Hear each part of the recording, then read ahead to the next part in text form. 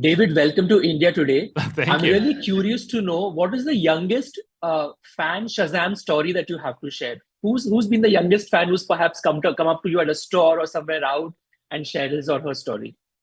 I haven't. It's mostly the youngest ones. It's usually the parents that tell me how much their kids love it. So I think a lot of times kids are probably a little too scared of coming up. We actually had someone here earlier, a friend of mine. His son is a big Shazam fan, but when he was here, he was kind of like too shy to say anything. But that's makes me very happy when little kids are big fans of it. Also, David, Shazam is all about embracing the inner kid within us. As a child yourself, who was the first character in the superhero universe who left an impression on you while growing up? Do you have a story to share? Yeah, I think it was Superman was probably the first one. Like I loved the Richard Donner movie or from the 70s, like Superman 1 and 2, which I grew up on watching. I loved Superman. I had like my own little Superman costume that my mom made for me. But I was also a big Spider-Man fan, and I still am. I'm a big fan of both DC and Marvel.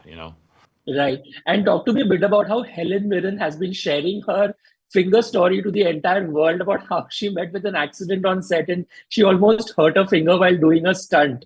Yeah. How was that to have somebody like her get excited about doing physical stuff?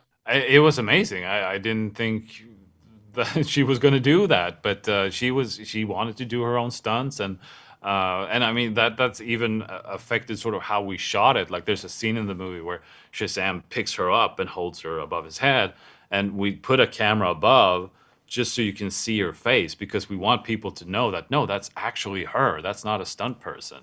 But there were certain things where we had to tell her that no, you can't do that. That's too dangerous. I mean, she already hurt her finger, so didn't want it to be more than that.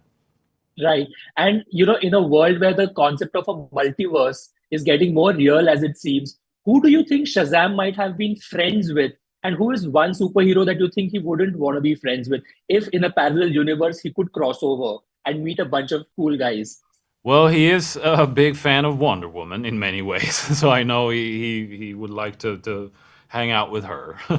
That he wouldn't want to meet, well, that would be Black Adam, I guess, because being his, in the comics, they're old nemesis, or whatever you say. So yeah, that's probably the last person Shazam would want to meet. Right. It's interesting you mentioned Black Adam. I want to ask you how much attention do you pay to the fan theories, what the fan wants? Because when something like Shazam comes out, fans are really stoked, right? And they have their own conspiracy theories. There is stuff that they want to see more of and less of. Like, for example, the dialogue about the dragon, the truck being thrown at the dragon, made a lot of buzz on social media. As a filmmaker, how much attention do you give to that? Because that's pretty open ended. Well, I mean, it's dangerous because you can't listen too much to it because everyone has their own opinions about, you can do something that someone will absolutely love and someone else will hate. So you just have to sort of do what you think will work and what your collaborators think will work, and hope that you reach as many people as possible because yeah, everyone has their own opinions. That's why I wouldn't want to make like a Superman movie or something because there are so many opinions of what that would need to be, and you would always make someone angry and someone very happy. But with Shazam, who's a little less known and less established, that's sort of perfect for me. Where you most people don't have an opinion of what Shazam has to be. Absolutely. And the first Shazam movie was a huge hit in India.